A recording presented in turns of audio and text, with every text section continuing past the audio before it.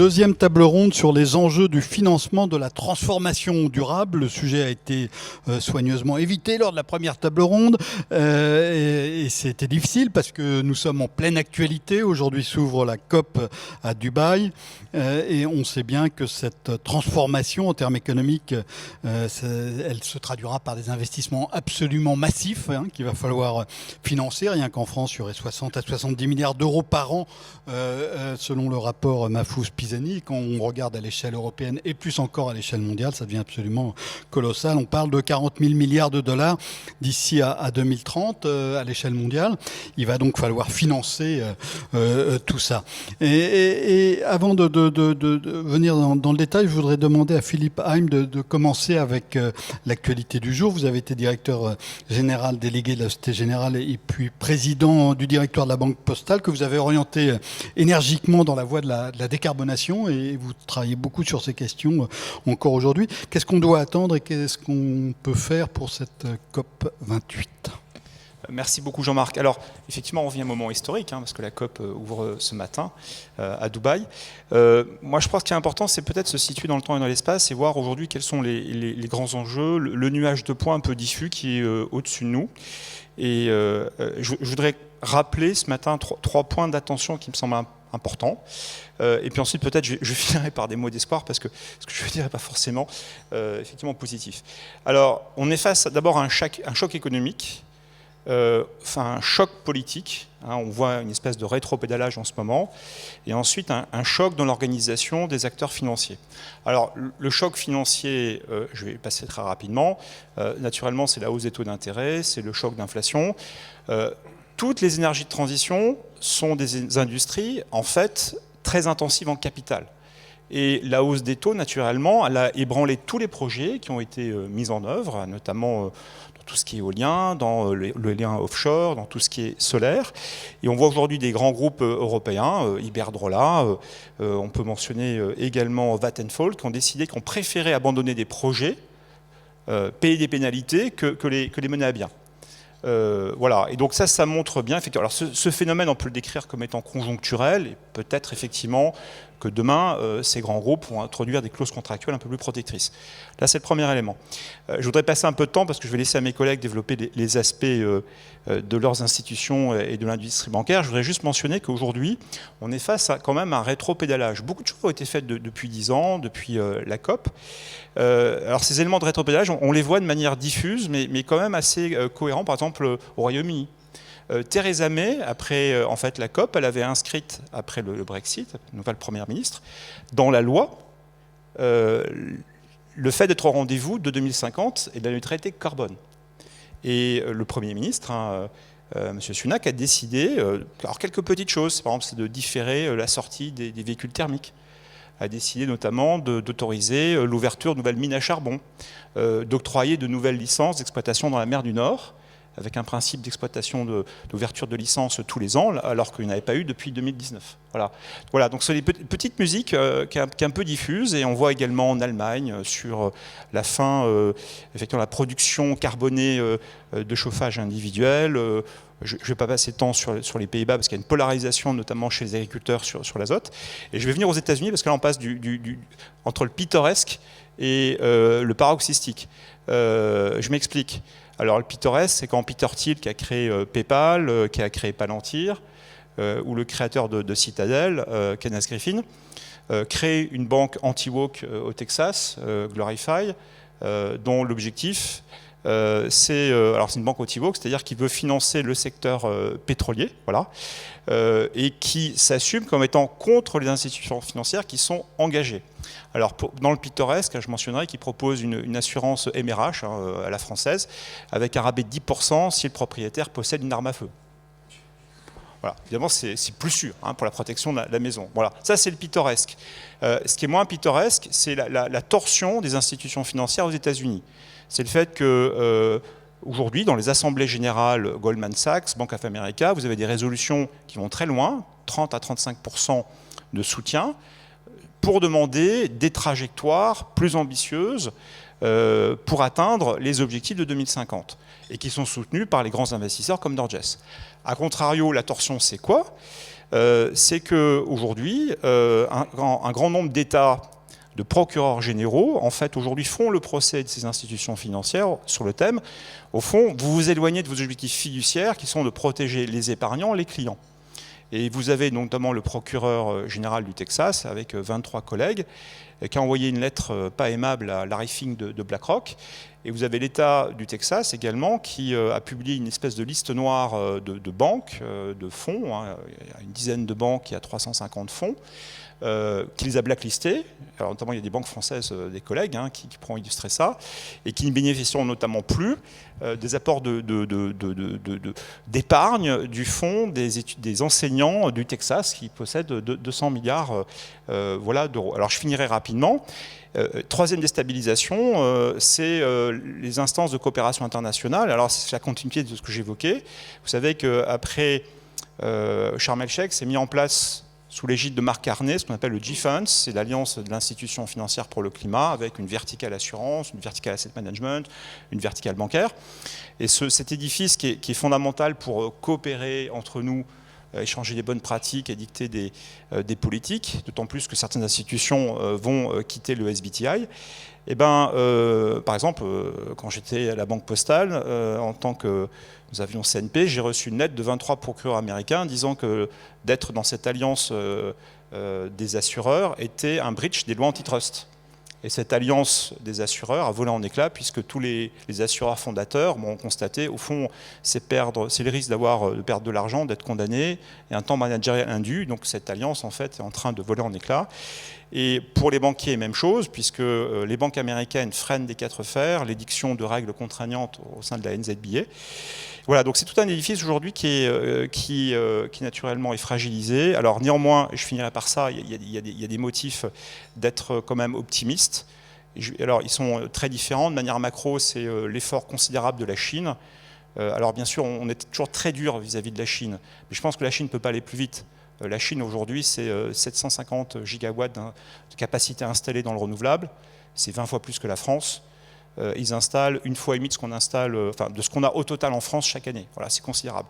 Des financements qui sont mobilisés, Nicolas l'avait évoqué en Europe, en France. McCartney a chiffré à 1,1 trillion qui se mobilise chaque année. C'est le progrès technologique. C'est aussi dans le soutien des climate tech, des startups. Il y a eu un effondrement du VC cette année, mais les climate tech aujourd'hui continuent à drainer beaucoup de fonds, donc ça c'est positif. Et enfin je finirai par la jeunesse, qui sera naturellement la colonne vertébrale des années à venir dans ce combat. Merci d'avoir terminé sur une note positive. Suite au coup de semonce texan, BlackRock a prudemment rétro-pédalé en disant qu'ils allaient financer notamment massivement des projets de capture et de séquestration de carbone. Ce qui montre bien que ce n'était pas seulement un coup de semonce, ça va vraiment changer les pratiques. Véronique Ormezano, vous êtes présidente du CRSF, le Cercle de la régulation et de la supervision financière, un think tank qui réfléchit aux objectifs et aux impacts des règles financières qui sont très importantes en la matière. Pour vous, comment est-ce qu'on peut trouver le financement de la transition et quel rôle pour les banques ? Merci beaucoup. Donc effectivement, je vais peut-être enchaîner sur une note un peu optimiste, comme Philippe, parce qu'il est clair que les banques en Europe et aussi, heureusement, en dehors de l'Europe, sont complètement engagées, les autres institutions financières également, dans le financement de cette transition. Il y a un rapport de la BCE qui vient de sortir, qui pour une fois est extraterritorial, j'ai envie de dire, puisqu'il regarde le système financier global et qui montre que sur les 30 G-cibles globaux, 25 ont pris des engagements net zéro. Alors, ça se restera encadré ou pas par les alliances dont parlait Philippe, mais en tout cas, ces engagements sont là et sont suivis très sérieusement. Il y a aussi des résultats positifs. Donc là aussi, je reviens un peu sur ce que disait Philippe et je citerai Jean Boissineau, qui est le secrétaire général du NGFS et qui, dans un blog pré-COP, disait il y a 7 raisons d'être optimiste. Je n'en citerai que 2. Si on regarde les scénarios du GIEC avant la mise en place de tous ces engagements, on était sur une trajectoire baseline de 4 degrés de réchauffement. Aujourd'hui, si l'ensemble des commitments des différents acteurs publics et privés sont mis en place, ce qui est évidemment un signe, hein, puisque tout ça c'est prospectif, mais si ces engagements sont tenus, on est sur une trajectoire à 2 degrés. Alors 2 degrés c'est encore trop, puisqu'on veut être évidemment plutôt à 1,5, mais on est passé de 4 à 2 en 5 ans. Donc il faut évidemment plus de commitment, il faut évidemment se tenir aux commitments et les mettre en œuvre, mais on ne peut pas dire que rien ne bouge et on a, je pense, trop de discours défaitistes qui finissent par démobiliser plus que inciter à accélérer. Le point aussi très important sur les technologies, puisqu'en fait aujourd'hui, on voit que l'essentiel des engagements net zéro des entreprises, parce que ce sont les entreprises qui vont faire la transition, les institutions financières sont là pour les financer, mais au départ, c'est vraiment un changement de technologie au niveau des entreprises. L'essentiel de ces engagements net zéro s'appuie sur des technologies qui sont déjà disponibles. Donc il y a quelques années, on était un peu dans l'aspirationnel, si vous voulez. Aujourd'hui, on est vraiment dans des projets beaucoup plus concrets, et je pense que Anne-Christine en parlera sûrement également. Et effectivement, il y a déjà maintenant un basculement, puisqu'il y a plus d'investissements dans les énergies renouvelables que dans les énergies fossiles. Pas mal d'études le montrent. Sur l'aspect international, et notamment les difficultés aux États-Unis, je rajouterai un point, c'est que effectivement, la société américaine est extrêmement clivée sur ces sujets. Il y a des États, Philippe a très bien expliqué ce qui se passe dans les États pétroliers. Il y a aussi la Californie qui a publié des exigences de reporting climatique récemment, et ces exigences de reporting vont en fait toucher, comme elles sont, j'ai envie de dire, extraterritoriales par rapport à l'État de Californie, elles vont toucher entre 70 et 80% des entreprises américaines. Et donc, on voit bien des forces au sein même des États-Unis qui s'opposent. Évidemment, c'est à suivre de très près et très inconfortable pour les acteurs financiers. Alors, il faut évidemment accélérer. Comment accélérer davantage? Il faut un cadre réglementaire qui soit propice au financement de la transition. Or, le cadre européen qui a été développé, le cadre réglementaire, a été au départ développé sur une logique de définition de ce qui est vert. C'est la taxonomie qui définit avec des critères très exigeants, et tant mieux, parce qu'il faut évidemment éviter le greenwashing, des critères très exigeants de secteur par secteur, quelles sont les activités qui répondent à cet objectif de net zéro.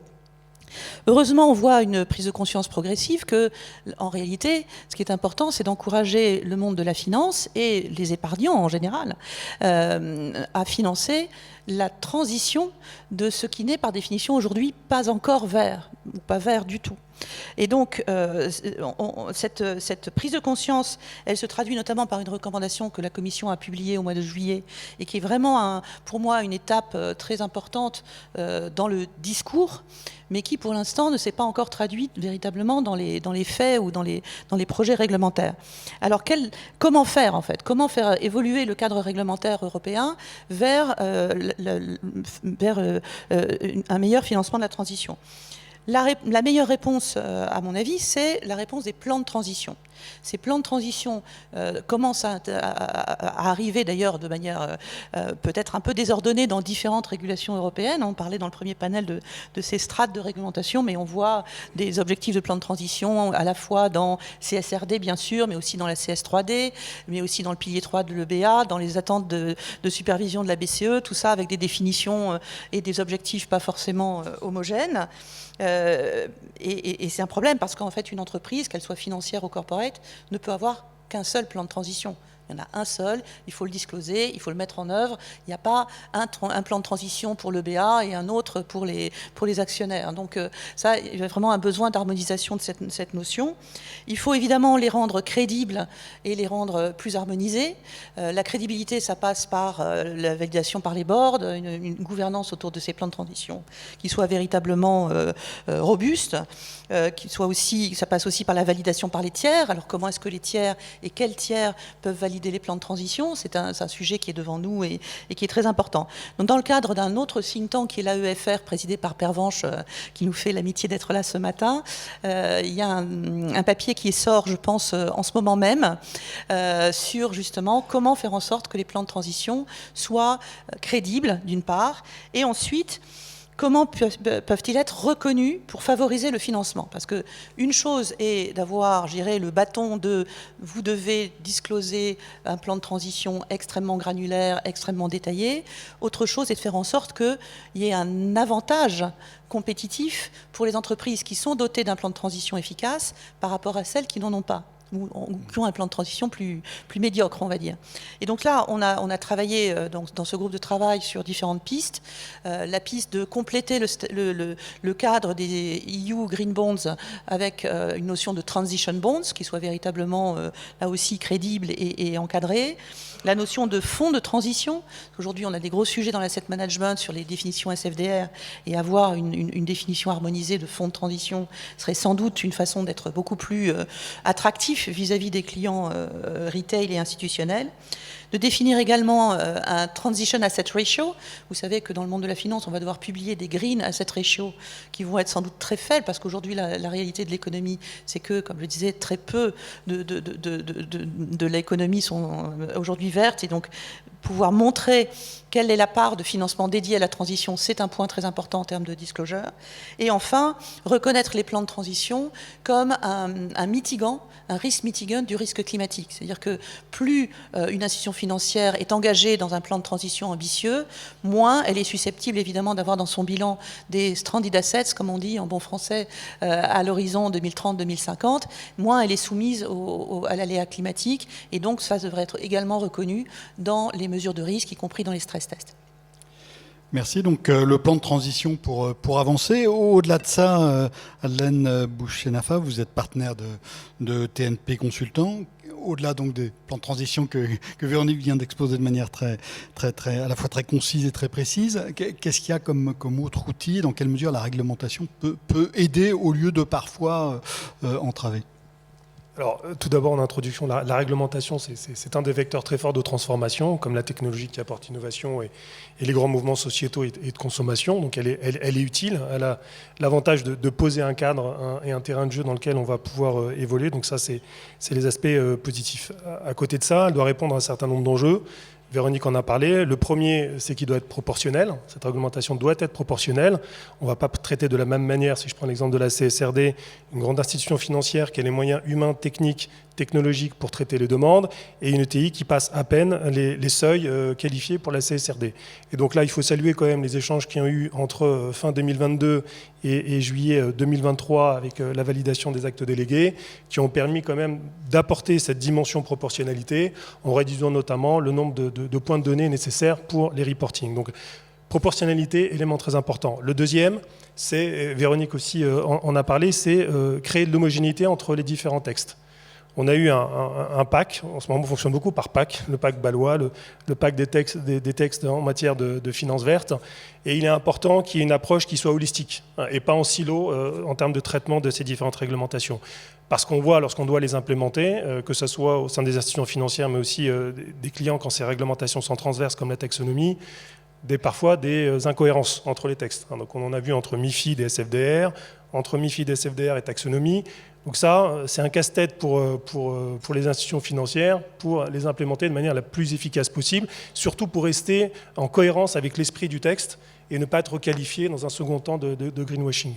Donc ça, cet élément est extrêmement important, et on a, je pense, des axes d'amélioration assez forts là-dessus, et il faut intensifier le travail avec la Commission européenne notamment pour arriver à traiter ce point-là. Troisième élément extrêmement important également, c'est créer de l'interopérabilité entre les textes. Ne pas oublier que l'Union européenne est dans un vaste ensemble économique, elle est interconnectée avec le monde, et il faut faire attention, alors on est très en avance par rapport à la plupart des autres zones géographiques, il faut faire attention de ne pas créer un désavantage économique par rapport aux autres entreprises. Et là, donc, il y a un travail aussi pour créer cette interopérabilité, créer des matrices de passage entre les différents textes. Donc là, je salue le travail qui est fait en ce moment par l'EFRAG et l'ISSB pour créer des zones de passage entre les normes IFRS et les normes ISSB. Donc, principe d'interopérabilité également très important.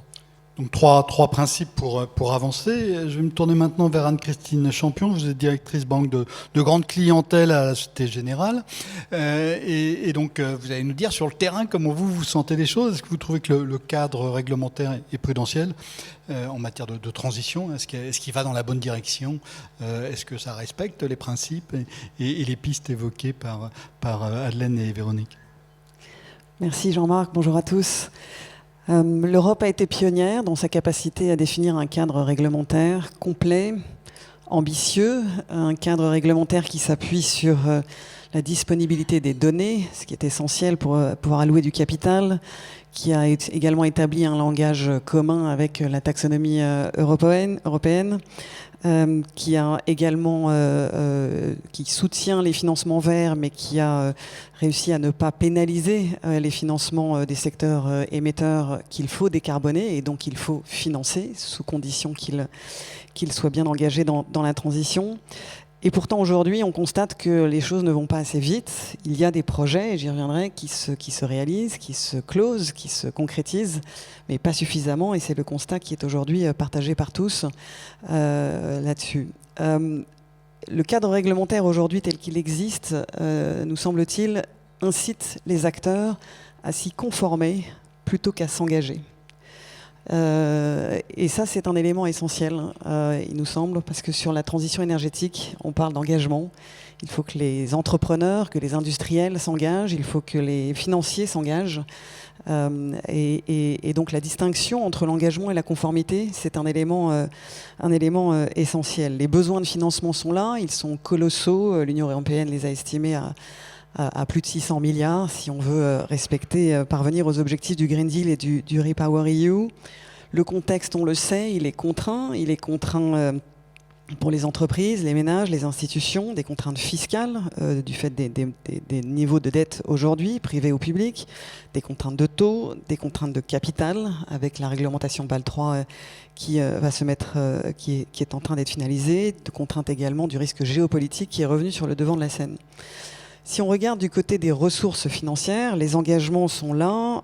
120 banques se sont engagées, dont la Société Générale, à aligner la trajectoire de leur portefeuille de crédit sur les objectifs de l'accord de Paris, en adressant en priorité les secteurs les plus émissifs. Des engagements sont pris par un certain nombre de banques sur des montants qui sont financés, sur des annonces, comme on l'a fait récemment, de lancement de fonds pour soutenir la transition énergétique, fonds equity.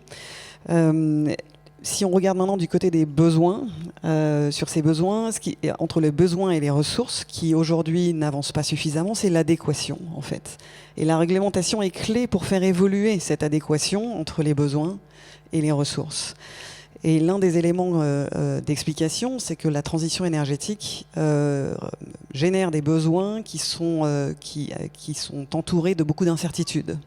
D'incertitudes sur le risque technologique pour certains éléments, mais pas seulement. Il y a des technologies qui sont aujourd'hui très matures, comme l'électrolyse ou autres, mais également de l'incertitude sur des process industriels. Ce sont des industriels qui doivent revoir des process existants. Quels coûts, quelles conséquences pour eux, comment vont-ils pouvoir transmettre ces coûts à leurs clients. Incertitude contractuelle également, il faut arriver à être sur des contrats de long terme pour donner de la prévisibilité. Et on n'a pas ça aujourd'hui dans tous les secteurs.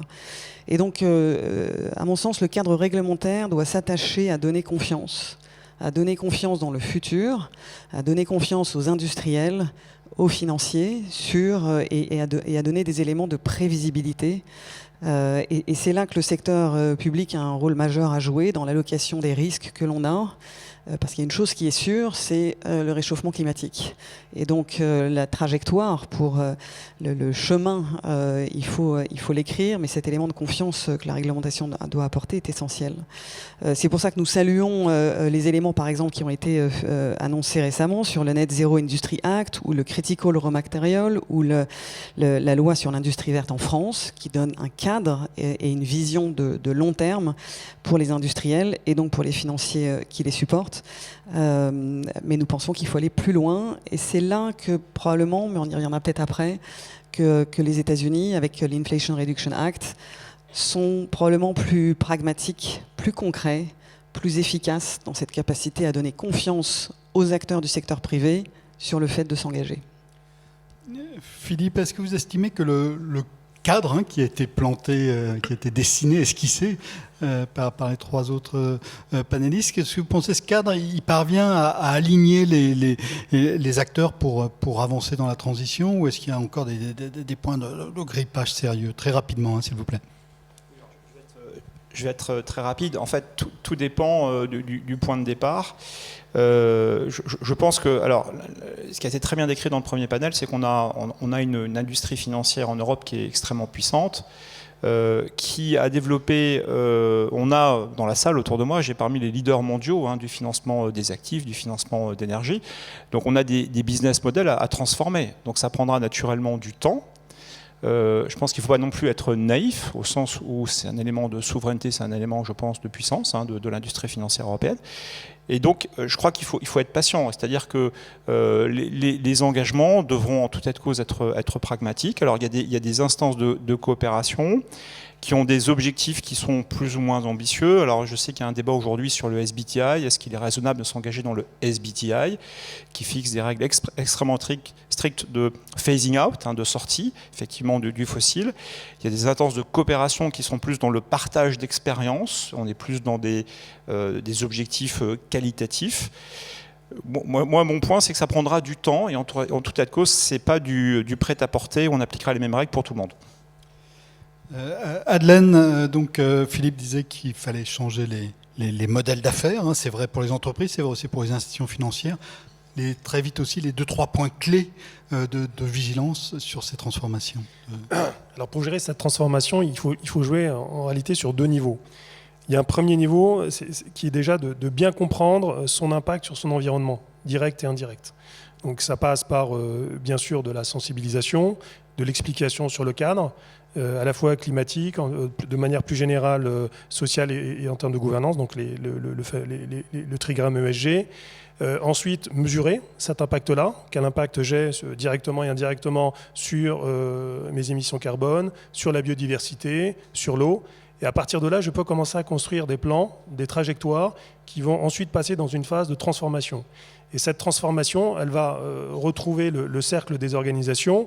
C'est comment j'inscris ça dans ma stratégie en tant qu'entreprise. Comment est-ce que je déploie ça à la fois sur des choses très concrètes comme mes achats responsables, sur les principes de mobilité que je vais appliquer à mes salariés, comment est-ce que j'accompagne aussi mes clients à travers une offre de service qui va accélérer aussi la prise en compte de cette transformation écologique, et ensuite quels outils je vais mettre en place pour accélérer cette transformation-là. Avec évidemment le sujet de la data qui est assez essentiel, qui a été accéléré par la réglementation bien sûr, mais aussi des sujets de traitement technologique qui sont propres à l'industrie financière. Travail très, très ambitieux, très, très ample aussi, qui doit se faire à tous les niveaux de l'entreprise, au niveau de la direction, au niveau des conseils d'administration, et on sait qu'il y a là des gros chantiers, et bien sûr à toutes les strates de l'entreprise ensuite. Anne-Christine, vous avez évoqué ce cadre. Pour vous, qu'est-ce qu'il faudrait, les 2 ou 3 adaptations qui seraient vraiment nécessaires pour pouvoir aller plus vite, ce à quoi vous appeliez? Alors, je vais d'abord parler rapidement d'un projet qui, lui, de façon très concrète et montre que quand la réglementation est bien alignée, fonctionne. C'est un projet d'acier vert dans le nord de la Suède, où H2 Green Steel, qui vient de lever 6 milliards d'euros pour faire sortir de terre cette usine de production d'acier vert, donc avec de l'hydrogène vert. C'est un projet qui sera construit et mis et qui produira à partir de 2026, qui va produire 2,5 millions de tonnes par an, qui conduit à un abattement de 95% des émissions de CO2. Donc on passe de 2 tonnes de CO2 par tonne d'acier à 0,1 tonne de CO2 par tonne d'acier. Et le porteur de ce projet, qui est accompagné d'une équipe, voilà, c'est un des entrepreneurs que l'on accompagne et qui vient de lever 3,5 milliards de dettes, 1,5 milliard d'equity. Donc, tout ceci est faisable et on voit l'impact et c'est faisable parce qu'il a pu aussi avoir des contrats d'achat long terme avec un certain nombre d'acteurs du secteur de l'automobile par exemple, et que la réglementation qui conduit à l'abattement dans le secteur de l'acier est extrêmement puissante pour permettre à ce type de projet de se faire. Donc comment faire plus et plus vite dans ce domaine? Deux éléments. Il nous semble que le chemin des entrepreneurs qui sont nos clients sont semés d'embûches. Et donc je pense que la réglementation doit privilégier la simplicité. Et je pense que c'est l'efficacité et l'immédiateté. Et c'est exactement ce que l'Inflation Reduction Act fait en agissant sous la forme de tax credit. Donc ce sont des subventions qui sont immédiates, qui sont sur des schémas déjà existants, déjà connus, avec un guichet unique auquel les entrepreneurs peuvent aller s'adresser. Donc de ce point de vue-là, en ce qui concerne la réglementation pour les industriels, il nous semble que cet aspect-là est essentiel. Le deuxième, sur la partie ressources, on a parlé de risques. Quand il y a des risques et de l'incertitude, la meilleure façon d'y répondre, c'est la diversification. Et donc, c'est permettre la diversification en fait, au sein des portefeuilles, que ce soit les portefeuilles des banques, les portefeuilles des institutions financières. Et cette diversification, un des éléments, c'est l'union des marchés de capitaux, qui doit permettre, via la titrisation, d'allouer le risque au sein des différentes institutions financières et de ne pas concentrer ces risques dont on a parlé, sur lesquels porte l'incertitude forte, au sein de quelques bilans d'acteurs. Donc voilà les deux éléments que je mettrai en avant. Il y en a bien d'autres, mais c'est ce que je retiendrai pour aujourd'hui. On va revenir sur le second dans la table ronde suivante. Véronique Adlen a commencer à parler un tout petit peu de l'harmonisation des normes ISSB, des normes EFRAG. On sait qu'il y a un gros enjeu là-dessus, qui est un enjeu qui est assez souterrain, que moi-même dans mon journal j'ai beaucoup de mal à évoquer parce que c'est technique, c'est compliqué, c'est ardu. On a eu l'impression qu'il y a eu une bataille souterraine qui a été très tendue et que finalement il y a des choses qui sont peut-être moins compliquées qu'on ne le croyait. Hein. Donc Adlen a employé le terme d'interopérabilité. Est-ce que vous pouvez nous en dire un mot sur cet enjeu qui est caché mais qui est pourtant essentiel?